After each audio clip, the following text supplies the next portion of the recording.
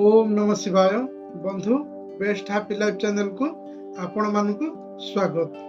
तो बंधु आज आम जाना पितृपुरुष जो रोचे ना पितृपुरुष को प्रभाव कौन आम जीवन में तार लक्षण पड़ी था कौन तार प्रभाव पड़ी था कौन प्रतिकार कले पितृपुरुष आम मुक्ति हो पार। पितृपुरुष जहाँ घरे अशांति था जहाँ घरे पितृदोष लगी थाए ताहले से माने जते माने उन्नति कले भी सब डाउन डाउन रही था। जमीती कि आपणकर लक्षण आसब कौन ना आपण बारंबार खाइबारे बारंबार आपणकर बाल माने जो चुट्टी बाहर थरे दी थर बाहर से अलग जिनस कि आप प्राय टाइम देखुए बारंबार चुट्टी बाहर सहित आपणकर जिते सब शुभाशुभ कर्म जिते सब रोचे ना विवाह हो विवाह पिलामानकर बहुत अति विलंब सृष्टि हे बारंबार बाहागर भांगु सहित आपण शुभ कर्म सब अनिष्ट हो सहित आपणकर जो पितृदोष लगी था इनकम आपड़ जिते करते इनकम करूँ ना कहीं सब आपन को नियंट पड़ी था। इनकम तो भल हो किंतु नियंट पड़ी था बेले बेले अभाव भी देखा जाए तापरे घरे समस्त माने मन भितर कहार नए भल पाए बारंबार मनांतर सृष्टि होता है कलह सृष्टि होता है सहित घरे रोगर कारण भी पितृदोष होता है।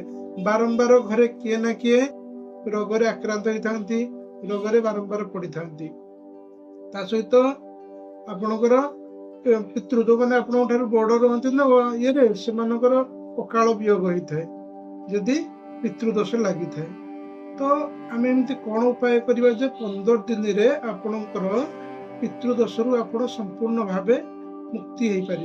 पूरा 15 दिन आप करेंगे 15 दिन में आप संपूर्ण भाव मुक्ति हो पारे।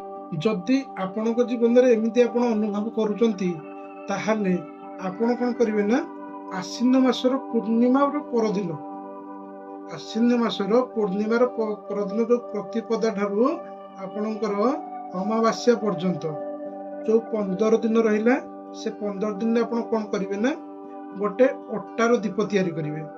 अट्टार दीप तैयारी करी आप घी देवे देसी घी देवे सलिता देवे तापर ताकू नहीं जी कौटी की देवदेव महादेव मंदिर को लेकिन जी नहीं भगवान शिव सम्मुखें बसिक प्रज्वलित करेंगे।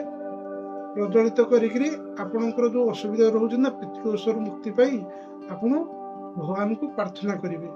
ठीक अच्छे ओम नमः शिवाय आप 108 थर जप करेंगे तापर आपणकर जो पितृदोषर निराकरण पाई मुक्ति पाई आपण भगवान को प्रार्थना करेंगे। किंतु मन रखि था आपको आप 15 दिन करेंगे कंटिन्यू करेंगे जो 15 दिन रहा प्रतिपदा ठारू आपणकर पर्यंत अमावास्या पर्यंत सीटा आपणकर रोचे कौन ना पितृपक्ष कहती से 15 दिन आप कंटिन्यू करेंगे मझे डिस्कनेक्ट करेंगे नहीं। तापर मंदिर रू आसला आपण कौन करेंगे ना आपण जो अरुआ चाउल भात तैयारी करेंगे भात कि हलदी गुंड पकेबे हलदी गुंड मिक्स करी आपण काऊ मान को खाया देवे। आपणकर घर अगणार हो किंबा छात उपरे हो कौन गोटे पात्र रे किंबा कौन गोटे पेपर पकई देवे एमती तले देवेनि। ठीक अच्छे सहित आपड़ कौन करेंगे ना भी आप 15 दिन करुवे 15 दिन पर्यंत आप सूर्य को जल अर्पण करेंगे। ठीक अच्छे पुणी से मैंने जो दिन ठार आप आरंभ कर दिए प्रतिपदा ठार 15 दिन पर्यंत आप अट्टार दीप देवदेव महादेव पाखे प्रज्वलित करेंगे सहित काऊ मान को खाया देवे अरुआ चाउल आउ हलदी मिश्रित तापर आपण जो ये करेंगे ना 15 दिन पर्यंत सूर्य को जल अर्पण करेंगे। शेष दिन रोथ ना शेष दिन जो रहा से दिन आप कौन करेंगे ना घर दक्षिण दिगरे दक्षिण दिग को आप 3टी दीप प्रज्वलित करेंगे 3टी दीप प्रज्वलित करी पितृपुरुष को कहे जदि आमर किसी भूल हो जाए आमको क्षमा कर दिंतु। ठीक अच्छे एक कथा आप कहे 3टी दीप प्रज्वलित करेंगे से दिन आपण गाई को घास खाया देवे आ किसी असहाय व्यक्ति मान को भोजन देवे। ठीक अच्छे 15 दिन आप कंटिन्यू करेंगे यहाँ कि आप लास्ट दिन करेंगे देखिए निश्चित भाव में आपण पितृदोष लगी ना पितृदोष आप संपूर्ण भाव में मुक्ति हो पारे। आप उपाय को निश्चित करूँ जदि आपन जीवन में एमती किसी असुविधा अच्छी आप रिजल्ट आसला मत बंधु कमेंट माध्यम जनइबे। यदि वीडियो भल लगे लाइक शेयर सब्सक्राइब करूँ। देखा एमती बंधु किसी नुआ उपाय सहित रही बंधु। हर हर महादेव।